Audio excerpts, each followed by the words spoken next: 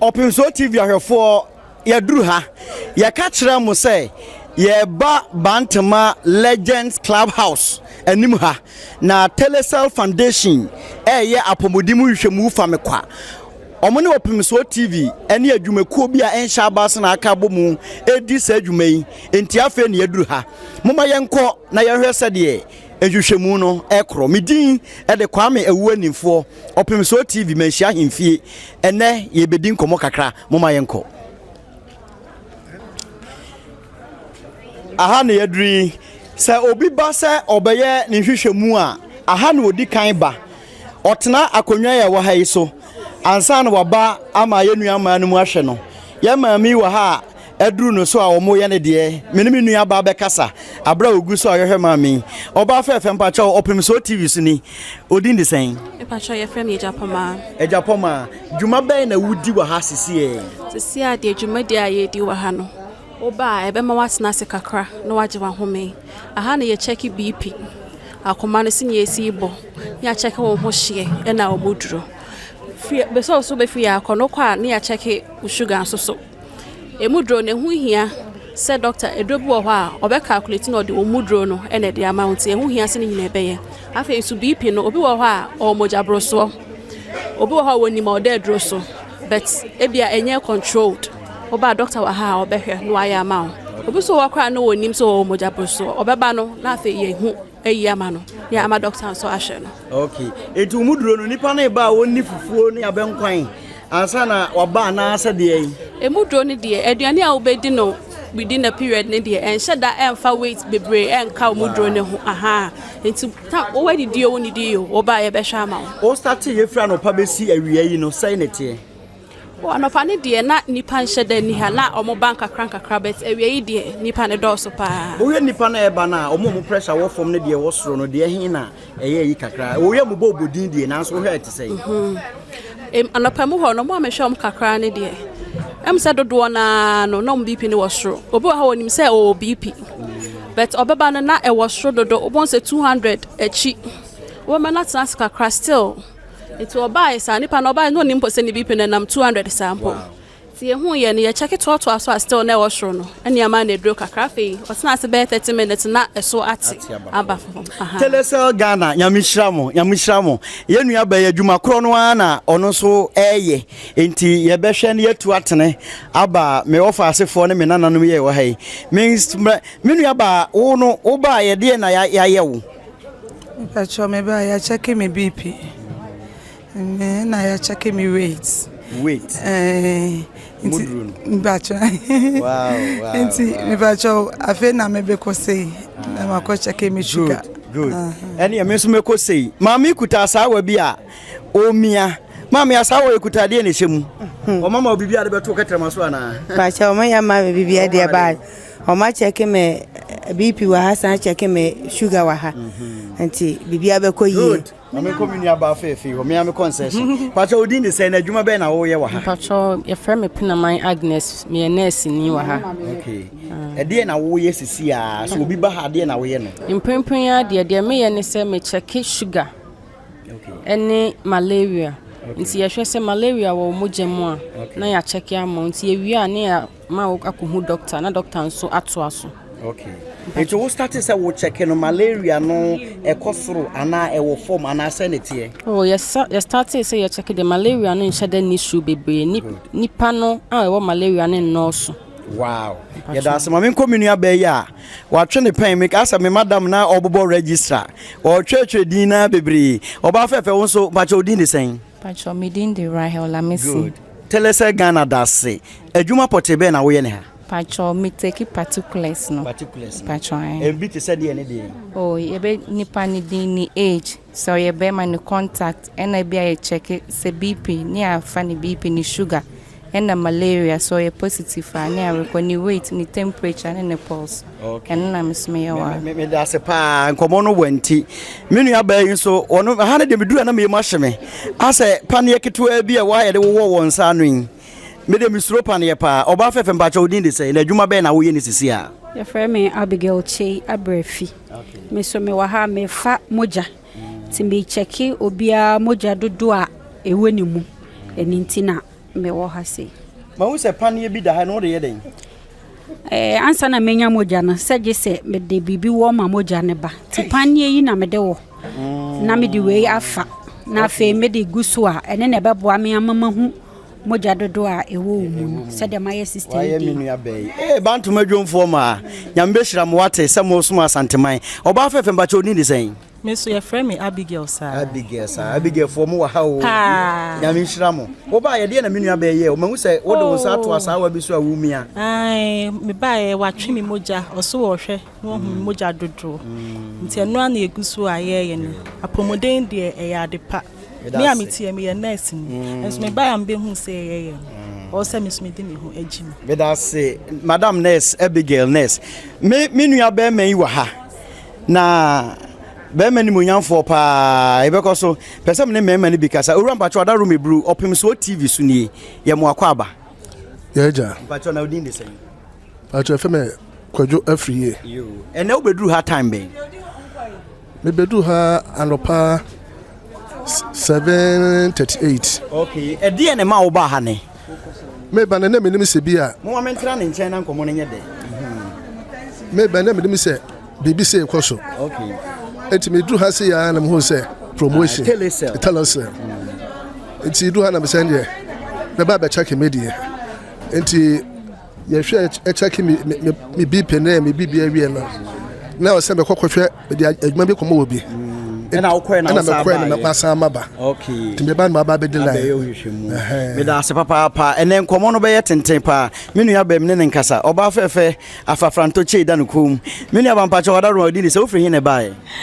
pacho me di Benis na me wo bantama ya oba no mo se to anka di ana hu sanka bi show nsem a wa enjoy pa oh good oba ya di o ma check odi ene dey oh ma check me BP me friend say me bibia ma check bibia you fine me da say ye be ko ha no mo na masa aba aha ye be sa aba ye chi bio me ma me de ma ne na nka say enye yie oba fefe oba tampa o me na ti say erade adumo be fa hu sie fi so de obi ani good but your time be na uduru ha I'm bahanche sa piesie. Ye nim se wadwuma wo ye busy pa obi onimu bi anim se wo ye busy. E di enti na wagya adwuma to ho abetena ha. Ai bomu mo ye adwuma. Telecel fo no. Telecel fo no ma ya de me bo ma baso pa. Se wo madwene wo man ho wate ase. Na wo mu hwe ya pomuden amaye. Ena adwadifo no obi a ne nya ho. E sole ko hospital so ko check no ho. Eti nya minsra wo mu pa. Wo mu nyuma pa. Wo madwene ye ho adwadifo ho. Wo mu de aba ha se wo mu be check ye pressure ne ade. Wate ase nya minsra wo mu. Nya minsra be. Ena Telecel fo nya minsra mo. Ye papa no mu bi nso aba betena ha. Ti ye nua ba nurse so ebe kasa oba fefe mpacho wada Roma within the same me pacho friend me Philippa noche good na adwuma be na wo ye no asese sisi hanom de me check hepatitis B ti wo ba me wo nsa no a na ma hwese bi wo ma but so far so good bantima for me bo ma ba so omu amaye omu nyina obi a ye negative wow nti ye de nyame ase for so mu oabo ma mu matima hwe mu hu so yi ene na che se ye pe hepatitis B ache no e wo bantima ye nya no hepatitis B ye bi ni bantima aje se ba bi foforo ni benya ma me na simbacho hepatitis B no wono wo ye de ba de ye liver yeah good your brebo mu ya ready for the hepatitis B nurse ni ba we won tanka twi kura ye liver me se bre was good why are they good oh ye adwuma nyame nhira mo nurse adwuma no ye nsua twi mfra ye brofo na ye de sua me nua ba mpacho da Roma Opemsuo TV so ni Telecel Ghana Telecel Foundation ye mo akwa aba yeah era good mpacho de na wo so ye ni sisi ye pacho me so me check typhoid wa ha se typhoid wow na akosi se wo sha ase be sisi abre oh me sha ase be sisi abre ya check ni pa be 20 otosu 20 na me check na so far so good sana me sister ne kan ye no omo aye di nkan a check omo ne ye nye bi omo nyina ye negative na je se omo hwe omo eduan die ne omo nsa ohru yi enti na ama enye bi no okay so wo hwe age range na enipa no age no mo mabadodo pa ne ye age be free say kosi say you have say from 18 to 20 maybe 25 from 30 to 40 hono ha ne de ye hwe ma mpenifo no from 50 above no mo aba pa omo aba pa me da se papa abusafo ye ko ni diso Opemsuo TV any Telecel Foundation dwumadie we de special maba menua doctor we ho doctor unos mask na me fe na so TV ninti ka wi ya na yahu anim ye pa pato wada roman pese wa obo odin na Opemsuo TV fo a ehwe Telecel Foundation dwumadie a o mu die enti no na yahu yate ye wie so a biscuit na ya na wo chama a o mo mbeba hanana what was a biscuit be why so ye wie be enjoy ya de dada agora good doctor Mbacho udin the same na dwuma be na wudi wa yo your friend me Emmanuel Hene Akwa. Good. A physician assistant. Na day Telecel Foundation. Any Divine Mother and Child Foundation. In Cabo Momo yes day ye free health screening and pharma or mindful Bantamaha. And day I be Pia. And they by ye hypertension, ye diabetes, ye malaria, ye mujano do sugar. Ye hepatitis, ye typhoid and so na kokramwe to ma wo de na no so ye hwe bi wa ha ene breast cancer screening and so ni nyina e bi wa ha uwie so na me no di nkomo wie a enro ho e wo se me de ma wa na ma tro e de ma na akogine ni nyina e free a Telecel afa ni nyina ho ka ene wie asembe na obeka che Telecel Company Limited adwumaku no nokre adwuma pa omo esum se omo ye e de aboa Ghana man se bi mpanense ne ofrudua pa no e piano to ya America ne se nyankopon nhiro mo na se ne omanya nipa ho do se apomuden so eno ana de ye koba nti ye hwe nipa apomuden na ontumi mfa enkomra no bibia enokre adwuma eso ani yie pa nyame nhiro mo na ahodemra omudwumadi a omoye ni mu ye da se papa doctor ne na waketwe nkomo no ahanom na yenuanom a omoye cervical cancer so ewo enti ahana de ye nkwa na ka hano so na ka menya wura mu a ka me pepa na me ne omo adidi nkomo bebre enti ye behwe ya doctor ni bia hwe wuwi a ba bia obekọ last ba akwaji aduro ti yabab aduro yi mu so ahanom se ya ye ba abaye menua ba mame free ha oba fefe wukura de wo se de obi ba kura na se wo anye drumpa nipa no ho beto no pacho wudin de sen ye fami Ruth akowua meso de kwam ye wuanimfo international se combination e be kama pa pacho adwuma potebe na wo ye na wa hasisi se said me mandro se doctor ehwe omuwia na o prescribe ndro ne ma o ma na o maba no ma beji ndro ne wa ha se ebi wa ha ye de be mom ebi suni ha ye trauma mo no ma koto wa bonte ba so far no ni bibia bi wa ha so e free anase e free bibia ye free Telecel adaromenti bibia ye free good bibia ye free o asem bi etwa to a obeka na Mestre Ghana mind say in case opportunity be better say ya obi amfa ne honjim because people be brave wo ha omo mpe hospital ko enti say e bit say Telecel ama akonya say no obi amfa ne honjim na omo mba mehwe omo apomuden me ye da se papa me ne ma me be ya tena me nua ba ya tworo duro no kama eduro no me bacho omo to ana omo tuaka bacho dey be eye free you betima bi so obi o ba ha eni me wi ameso me ba na ma ba be geme de me da se papa nti me ne me nua ba yin so ebe sa oyu nti yenkwa ha ye beba ha twen ma yansa ona bo twen kakra ona be se me ya nipa na ye mra health insurance for no ho good be ma mpacho wada Roma udin Frame upon Frederick. Okay. Mobantama National Health Insurance Office. Aha Juma be na mudi. Juma ye renew cars. Ye major health insurance ne Ghana card. Na ya ye omo munye bi kura. Juma ye di wa ha no. Okay. And so far most start ye no say na tie patronage ne te say.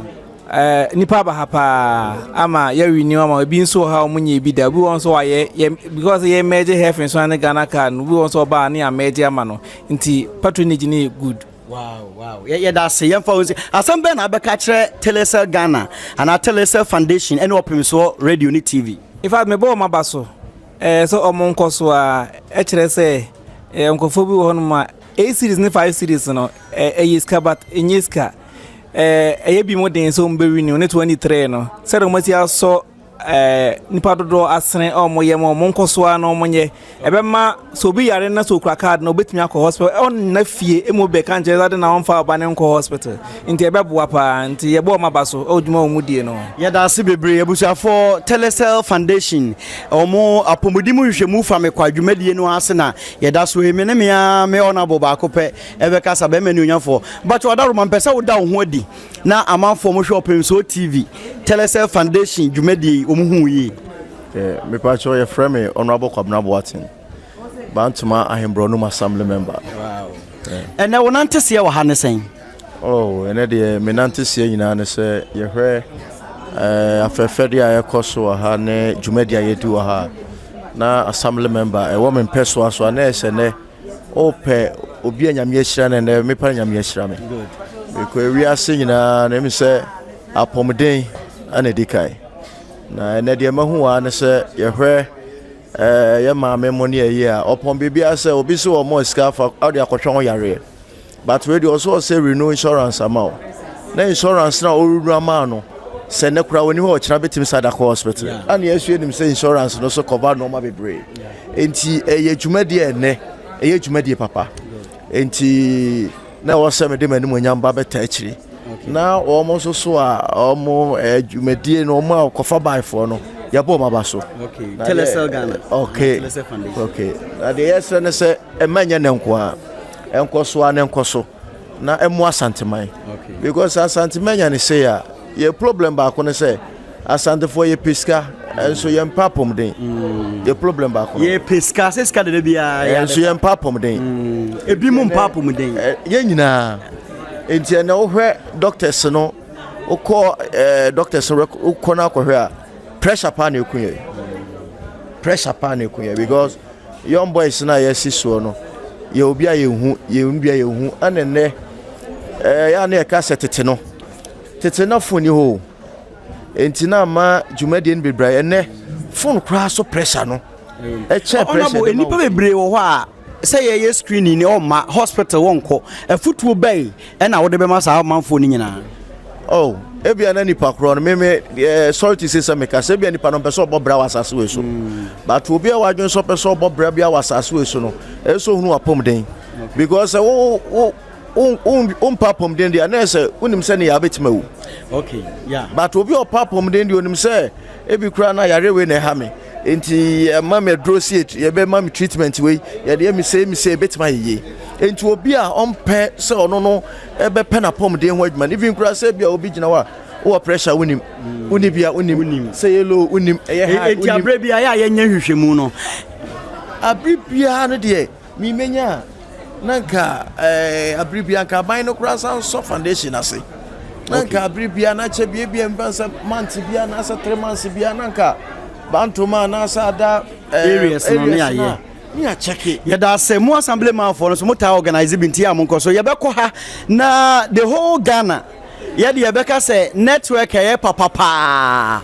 eye Telecel aka ni Vodafone eno shi bia nim ena hu bia nim Telecel ba ko pe menu aba adwuma portable na wo ye ne wa ha ne de sisi ade ye register sim. Oh wow. Free sim. What the Ghana card ba now the 10 cedis aba. They register sim na near the 10 cedis na fa so I activation. Oh okay. I don't know moji 10 cedis answer because you say you free. Free but 10 cedis no ye dey bundle and I say time or first time. Okay. Okay. Me da anyone na me nua be men so ye. Asembe na be ka kire o man for e shop so TV sisi ye. Sisi ade me ka say obia fa ne Ghana card and an insurance card number screening ni bi. We are near someone the free sim asaka. Okay. Mini abeme you are busy o hantime ne obey be kasa.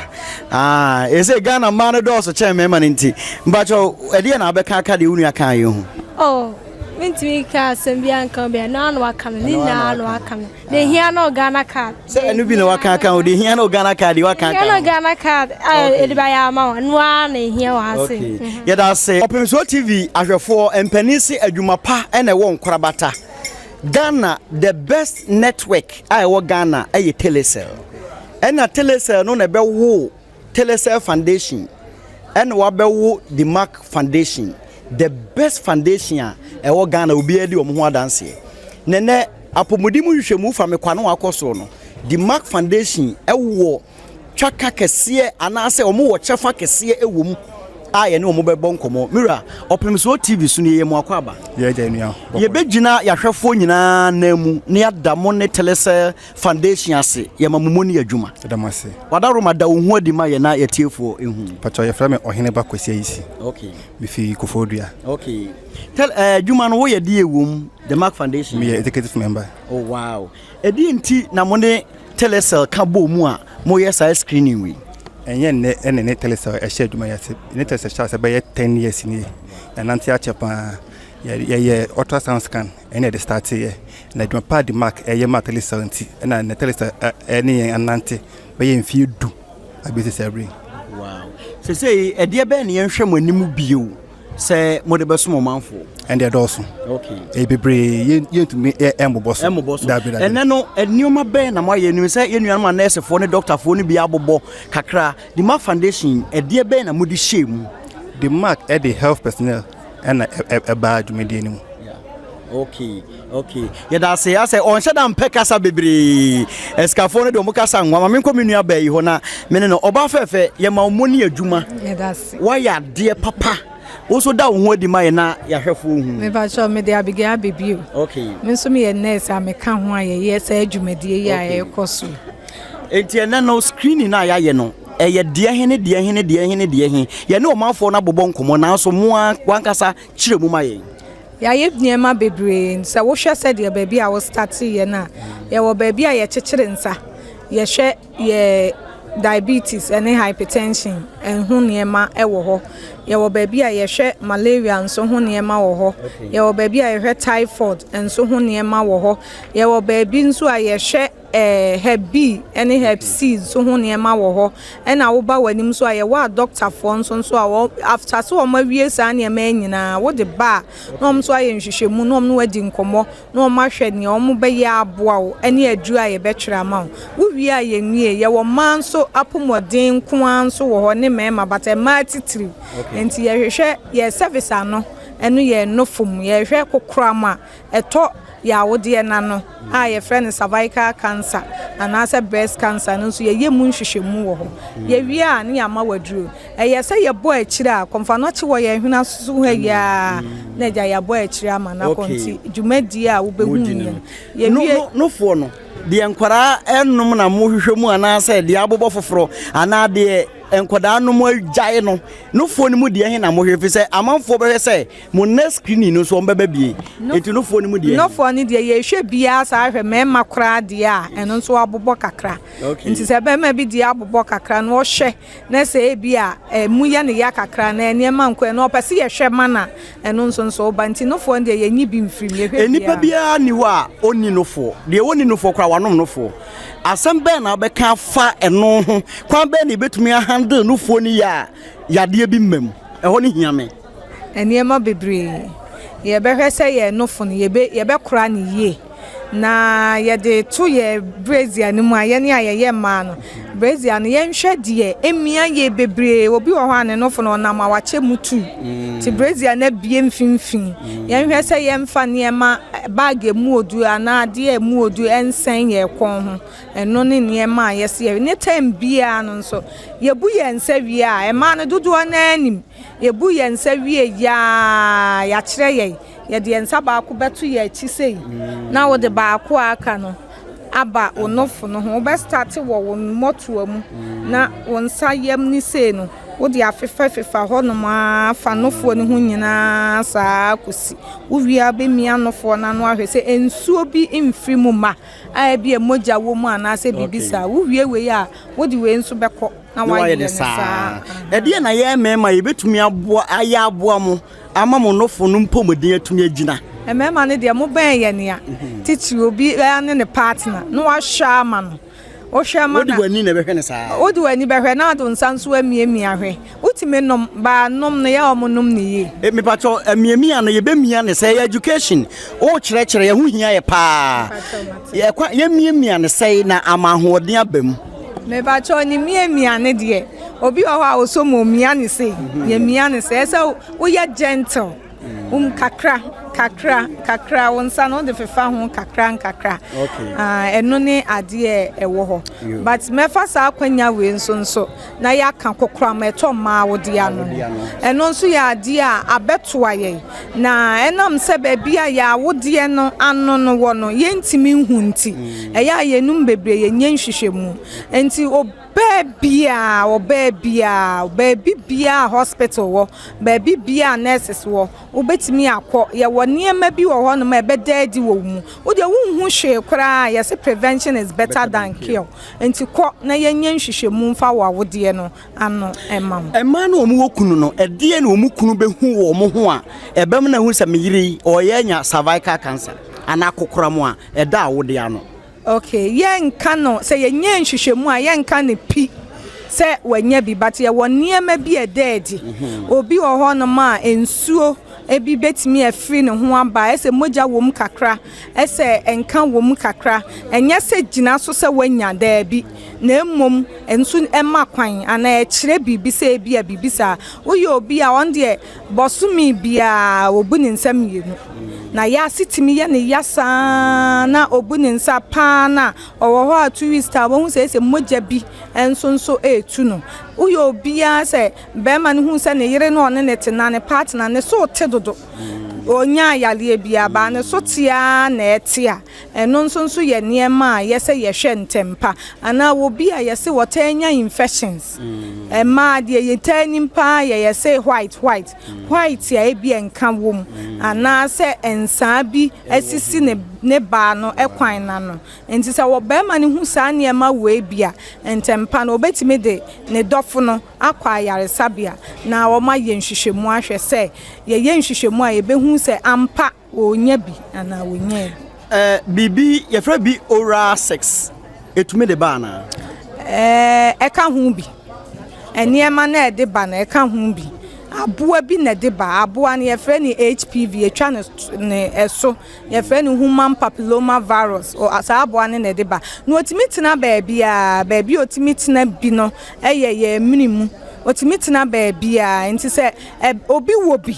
na wodi kokoya na oni obi koye no wo bia obetimi afa afiri ne ho enti ebetimi abasa but eno nkire se eno titiri but say obi wo aboa ni bidia obetimi dia mini aba ye das mini aba enwie organizer papa wabo ho body mpacho oda roma so da ho adi mai ne yetiefo pacha your friend Rosemond Ofori good me ejma o the Mark Foundation wow wo ye die pote wo oda roma me pacha me programs manager good edi nti na the Mark Foundation mo share sa programs we na mo ne Telecel e ka bom na mo Opemsuo so ya kan bom you who say Pempi, Encrofo Entanko Hospital and Koye health screening because of Munisika and it's in a divine modern Ekuhu Telecel for and almost so through that buying with financial aspects and they organize free health screening in Myanmar Ghana. Okay, ye ma obre hwe camera yimu aseda be na be for Opemsuo TV so Ediama Telecel Foundation. Okay, through Opemsuo TV, I catch Telecel for say it almost say our brain they be almost so as me to me the health face call regions across Ghana. Okay, and ye Telecel Foundation Opemsuo TV so damwase some de apomodi mu hwehwemu fa me kwai eko Ghana me nyina yedamase programs manager abusuafo Telecel Foundation any the Mark Foundation Opemsuo TV screen ya ye no bantama no ya saba baby foforo ya gitumi na yasre kwan aba menu aba mpacho wada roma baby we die na moye aha na ye hwehwe ema wode ano no ene omo no fumu no wow mpacho nti mo hwehwe die pote na mbose muhu sese no de ye ne se ye hwe no awode na ano no sa ano ne etesei oha obi aba ano no ye wie ana ya fa test na no so mde akofa fidiem ama ye hu se no ne HPV nti HPV test na no so o mo ahwe se amoa no kokra mmoa no ebi wo ho no ma na aboa ni biaba den na ye be ya mani pakro eno no ho test na ye ti ehunu bibi abro ya adwene ye nti ase so a ni arefa ama konfa no chefo na doctors for a wo no nso ebe take over nti ye dey say ye hwa awode no hia be na ehu hia se oba kro ana oba bi be hu ni cervical status ehia bebre mi nua be ma se mi yi me phone a kire o se ye ema dodo a ewu enam cervical cancer ho a yasem bebre nso eba nam se ye nim nti ebetena ye ho a emoja be start se etu no na wo behwe no na ginsemu nti eno nti ehia pa se oba bia be hu se ma se kwan no ana se ma wodie na no me service no ano ne ye kama bibia ni ho how bia ni ho eboa wo ba no e ma won so ho to mini aba ye da se ye ma mi bibi nti ye mo ni din ne kasa no so ye be ye ne bibi kakra ma me wada roma aseda be na de be ma Telecel Ghana the Mark Foundation Opemsuo TV sira de mo mo se o ma ya de papa because me many free here be 52 years Ghana ha me hu say ye be free say say that na kwa brochure da dia brochure de ne ye ene na me hu say na mu di bia ba ye nti ye da o ma se pa na me hira o mu say do ma hwe o ye hu bia yakopon won hye o ma na mu o ma ya de o mu ntanye na yare de ese ya ekunipa emma bi suro se bi obeda ho se ne yonko ba me hwe na namu hu se e bia yade bi mpo ho bebre nso fa ne se e ya bonsam yade efutu obe na be ma wunu an mo mai wa wo suro ni de se wo suro a wo bewu because ni ko say wo yare pa na wu a ana say be hwe ni free sisi e na so fere wunu ya ba so be hwe se o ma wunya yare de na so me hwe de a ene wa ho wu a wa ho eti wunu ya ma no ma madwe se mo ma no obi amra na mo hwe na ye free o kwasa wo kwakoya iskaje wum ese na yakopon adom obi na se wodom ye se ye me hwe ni free na so ma ende wo wa ho ya da se bebre mini aba nya me hira mo ya da se you na working jia kama bantima dwumfo mama ya de ma me yenim se wonso wafa process ni nyina mu asamba na obeka che Telecel Ghana ene Opemsuo TV ka che o ma se yakopon hira wo awrade ma o man kwane ahodene dede bi o munti meye se adwumadi o medi ma be insurance ayi ni nyina free wo ma anye ye hwe misire nkwatentene ma wo ma awrade ma o ma pomudene nkwatentene dede bi o munti mehwe ye yakopon hira wo that's it ohine so obeka just a minute Openi asamba na obeka che Telecel Foundation the Mark Foundation ene Opemsuo TV yo mpanyifo se di ofru duapa ene ye boa no nti dwumadi omudi di esre ene se yehu nyankopon ommoa wo na bibia wo ye na enkoso wa no yenuanom so omu ofia omate omuntimi maaye no so ommomodin no omomra ye ekabie ni ye da se nyamishra yenua bay so be screening bi Telecel Foundation screening obapa asamba na beka che Telecel Foundation ene ekua eka ho me pato asema meka che man se nyankopon hira ho na omadwuma no enkosontu anamo se de omahu ye mobona omudi dwumadi se e de aba amaye ti nyame hira ho nyame tu omu nkwanem Odini ko bi na besi ya more than 2 hours eno abaye screening ye da se nyame hira monso eni station musuma ba musumu be ye sa dwumadi nyame hira monso okay ye da se papa nyame hira Telecel Ghana free screening a wo mu ye bantama legend clubhouse ena ye wei enti emu amane ye ne de amamo no monko so hwe Opemsuo TV na mompe Telecel chip ni bi na munyusu na no ne papa uyusu no na foundation nso enye sika na wo mode akoso aye free screening a etisei midin e de kwam ye wanimfo Opemsuo TV menhia hemfie sesi ade bantama ena mewo empanisi Kumasi kokroko bantama ene pani aha ena mede besie medamase